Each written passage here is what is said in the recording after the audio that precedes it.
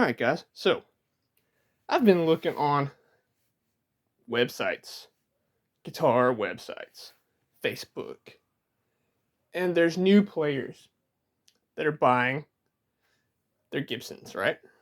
These Les Paul Studios tributes, Les Paul specials, and the comments these guys get, dude. That's not a real Les Paul. A Les Paul standard is a real Les Paul, right?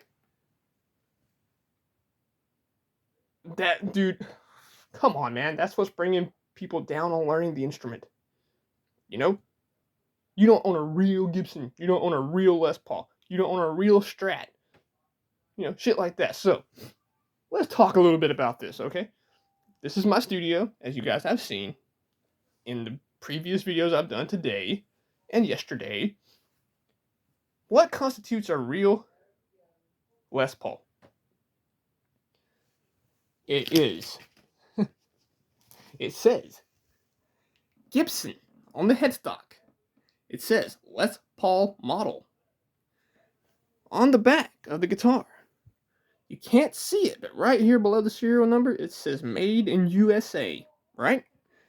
Gibson USA, Nashville. The body.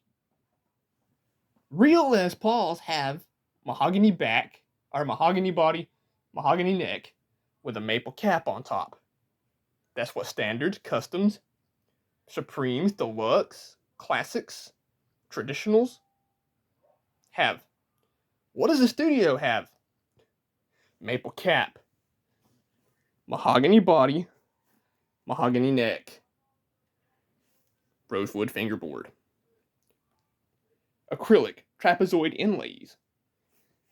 It's got everything that the standard has. It has everything the custom has. It's got everything that the deluxe, the traditional, and what's the other one? Supreme.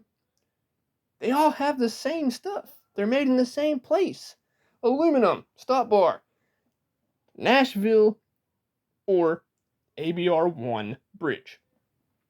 Which this one, I'm not 100% sure if this is a Nashville bridge or this is an ABR1. They both come from the same place. I'm assuming this is an ABR1. Hey, we got a scratch right there. Do y'all see that? Must have happened underneath the lacquer. Oh yeah, that's another thing. All Les Pauls that people talk about being real have is a nitrocellulose lacquer finish. It's what a studio has. Guys, the studio is as real of a Les Paul as you're gonna get, man. And if people tell you that you bought, a lesser instrument because you can't afford to pay $2,600 to $4,000 for so-called real Gibson Les Pauls that you didn't buy a real Gibson. If it says Gibson on the headstock, it says Les Paul up there, and it says Made in USA on the back. It's a real Les Paul. Now this one, the studios do have some cost cutting that they've done to help bring the price down. One thing is the silk screen logo, the Gibson logo. The standards and such have the Pearloid logo. The silk screen is a little more cheaper to manufacture. There's no binding on the neck or the body. And the body is a little bit thinner on the studios than the standards and customs and things like that. And then the tributes. The only difference in the tributes is most of them have a satin finish and not a nitrocellulose lacquer finish. I don't understand how the amount that you pay for a guitar makes it not a real guitar. I don't understand that, man.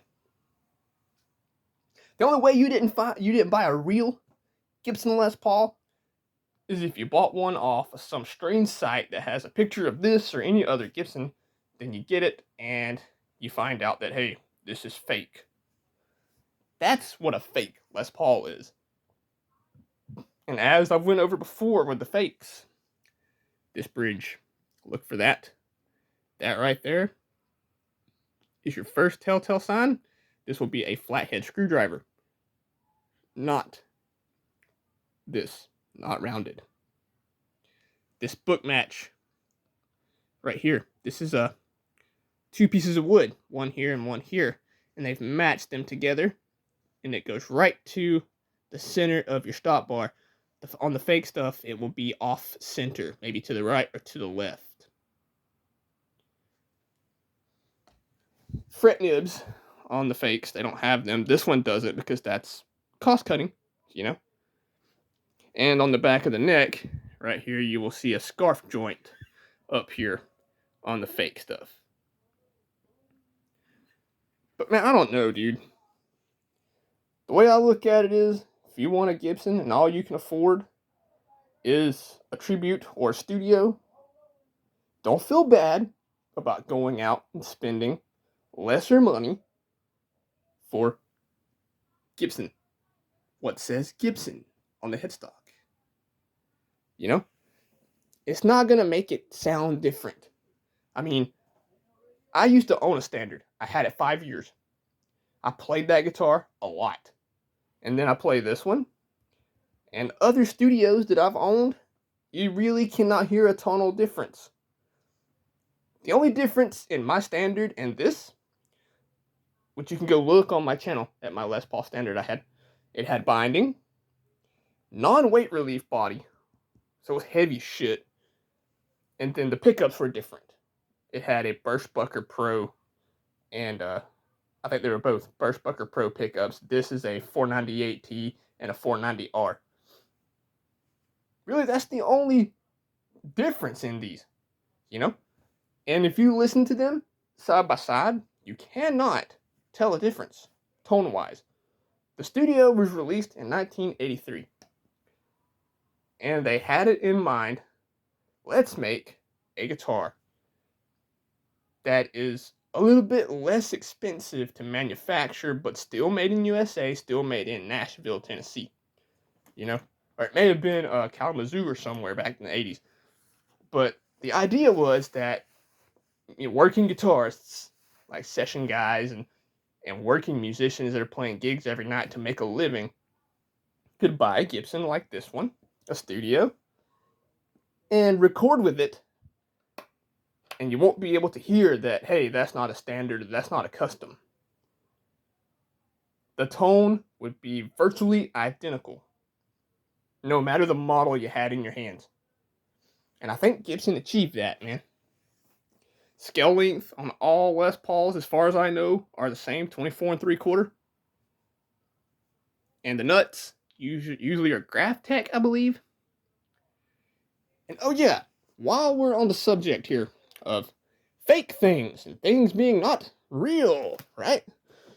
Let me do something for you guys. I want to show you guys the ultimate way to tell if your guitar is a legit Gibson or not.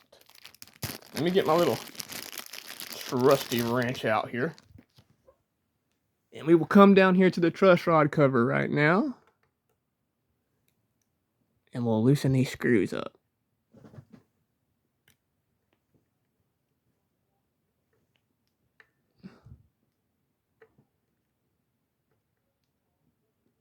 Man, that thing's in there, boy. Now we got to be careful here to make sure we don't lose our screws here. Because I would hate to, have a brand new Gibson. Uh-oh, look, the headstock's moving. It's going to break. The headstock's going to snap clean off the guitar. Absolutely no chance of that ever happening. Now let's remove our truss rod cover. All right, studio truss rod cover. All Gibson truss rod covers look just like this. See the white outline and the thick plastic? The white back. Fakes will have a thinner truss rod cover and 3 screws, not just 2. Now here is the ultimate way to tell. See that truss rod nut right there? That is how you know for certain if you have a real Gibson. If you take that truss rod cover off and you don't see this nut right here, you have a fake on your hands.